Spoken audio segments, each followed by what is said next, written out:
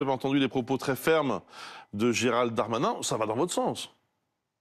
Ben, on parle de quel Gérald Darmanin? Celui qui est dur dans les paroles ou celui qui est faible dans les actes? Parce que juste pour rebondir sur la phrase que vous venez de diffuser, on va les aider, il parle des Italiens, à reconduire chez eux des personnes qui sont à Lampedusa. Mais pardon, c'est une plaisanterie, c'est une très mauvaise plaisanterie. À l'instant T, à l'instant où nous nous parlons, il y a en France 125 000 personnes qui ont une OQTF, c'est-à-dire une obligation de quitter le territoire français, mais qui n'est pas exécutée. Vous savez, moi j'écoutais ce matin sur votre antenne à 8h30 Madame Yael Braun-Pivet, qui est la présidente de l'Assemblée nationale, qui expliquait que, oui, c'est vrai, c'est difficile d'expulser des gens qui se trouvent sur le territoire national. On peut faire mieux, mais quel aveu d'impuissance. Donc tout ce que dit Monsieur Darmanin, c'est du flanc. Et puis on peut quand même rajouter qu'il y en a qui sont dans la nature. On sait très bien que les personnes qui étaient à Lampedusa ont été transportés en Sicile. Et là, pour une partie, on a perdu leur trace. Ça rappelle un petit peu l'Ocean Viking. Et puis, il y a aussi des gens qui seront régularisés en Italie et qui viendront en France, puisque Schengen, on peut passer d'une frontière à l'autre sans problème. Oui, mais Philippe Ballard, c'est une position de principe qui est énoncée par Gérald Darmanin, puisqu'il est question d'immigration illégale. Ah, imaginez s'il avait dit le contraire. Là, vous lui seriez tombé dessus à bras raccourcis également. Mais on peut se demander si au fond de lui-même, en fait, il ne pense pas l'inverse de ce qu'il déclare hier à 20h, parce qu'en fait, il n'a pas envie de fermeté comme M. Macron, comme Mme von der Leyen, comme l'Union européenne. Vous savez, ils ont un outil entre leurs mains qui s'appelle le pacte des migrations, qui va faire en sorte que plus aucun pays au sein de l'Union européenne n'aura la maîtrise. Déjà, on l'a pas beaucoup, mais alors on n'aura plus du tout la maîtrise de leur flux migratoires.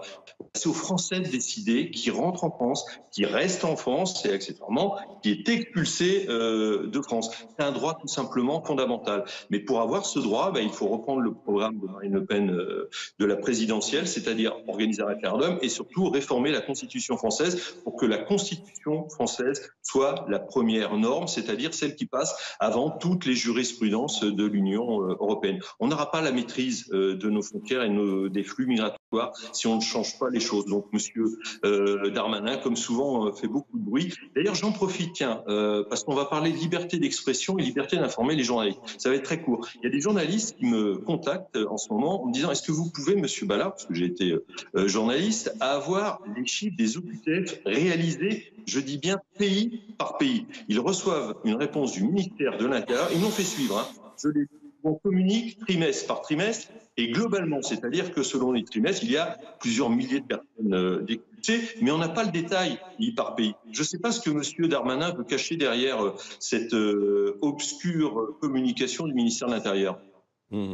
Restez avec nous, Philippe Ballard. Laurent Neumann, en disant hier soir à la télévision « Nous n'accueillerons aucun migrant arrivé récemment à Lampedusa », il sait, Gérald Darmanin, que c'est une promesse qu'il va avoir du mal à tenir. Je peux même vous dire qu'il ne la tiendra pas pour une raison extrêmement simple, c'est que la France a signé des traités européens, notamment en matière de droit d'asile, et que ceux qui sont éligibles au droit d'asile ont parfaitement le droit de rester sur le territoire européen, et que la logique voudrait que chaque pays membre de l'Union européenne en prenne sa part.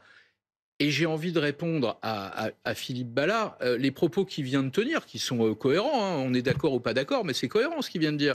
Le problème, c'était exactement ce que disait Mme Meloni quand elle était dans l'opposition. Et depuis qu'elle est arrivée au pouvoir, elle s'est rendue compte qu'en fait, entre les propos d'estrade et ce qui est concrètement possible de faire, il y a un monde de complexité humanitaire, policière, administrative, judiciaire. C'est extrêmement compliqué. Et la question qu'on a envie de poser, mais à Philippe Ballard, à Mme Meloni, à Matteo Salvini en Italie, et même à Gérald Darmanin, c'est comment vous faites pour renvoyer des gens dans des pays qui ne veulent pas de ces gens ? Comment vous faites ? Vous les mettez sur des bateaux et vous les laissez mouiller au large de ces pays dans les bateaux ? Ils ne veulent pas les recevoir. Pourquoi 90% des OQTF ne sont pas réalisés dans ce pays ? C'est pas parce que les gens en France, droite, gauche, en France d'ailleurs, en Italie, en Espagne, en Grèce, en Allemagne, ne font pas leur travail ou sont des grands naïfs. C'est tout simplement parce qu'on n'y arrive pas. On a essayé la pression diplomatique avec les visas. On a essayé de couper l'aide financière. On n'y arrive pas. On vient de signer un accord de 100 millions d'euros avec la Tunisie, avec la promesse de 900 millions d'euros supplémentaires. En quelques jours, il y a 200 bateaux qui sont partis de Tunisie. Vous croyez sérieusement que le gouvernement tunisien n'est pas au courant? Qu'est-ce que vous répondez, Philippe Ballard? Alors, plusieurs choses. Déjà, moi, je rappelle que notre allié, c'est la Liga. Hein, c'est Salvini, et quand il était au pouvoir, le flux migratoire... Qui fait partie de la coalition de Mme Meloni. Hein. Fait partie absolument de la coalition de Mme Meloni. Le flux migratoire avait baissé de 80%. Mme Meloni, elle est à la tête d'un pays qui s'appelle l'Italie, et Lampedusa, c'est à 120 km des côtes tunisiennes, et elle a besoin de l'argent de l'Union européenne. Ensuite, déjà, il y a Frontex, parce que dans la démonstration que vient de faire Laurent Neumann, il n'a pas cité Frontex. Il y a eu un directeur français qui a démissionné en août 2022. On l'a fait démissionner d'ailleurs parce qu'il il voulait faire trop bien son travail. Frontex, maintenant, ça se termine en gentille hôtesse d'accueil qui accueille les migrants. Donc les mafias qui se trouvent de l'autre côté de la Méditerranée sont au courant de tout ça, comme elles sont au courant d'ailleurs du projet de loi de M. Darmanin, qui consisterait à régulariser des personnes qui sont en situation clandestine dans les fameux métiers en tension. Donc il y a un flux migratoire orchestré par les mafias et tout simplement l'Union européenne, parce qu'elle a ce pacte d'émigration sur la table, on laisse entrer des dizaines de milliers. Mais je note, pardonnez-moi Philippe Ballard, je note juste que vous ne répondez pas à ma question. Comment faire pour renvoyer des migrants dans des pays qui ne veulent pas les accueillir? Personne n'y parvient, y compris les gouvernements de la droite extrême que vous avez soutenus. Alors, parce que, après le QTF, il faut un laissez-passer consulaire, on est d'accord. Hein?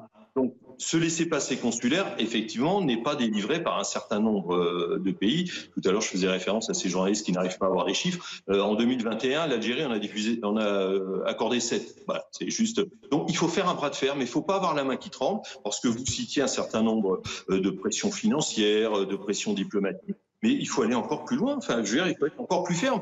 Ça sera 0 visa délivré. Et puis, on bloque les flux financiers, qu'ils soient publics ou bien de l'argent privé. Vous savez, il y a Sterling, etc., etc.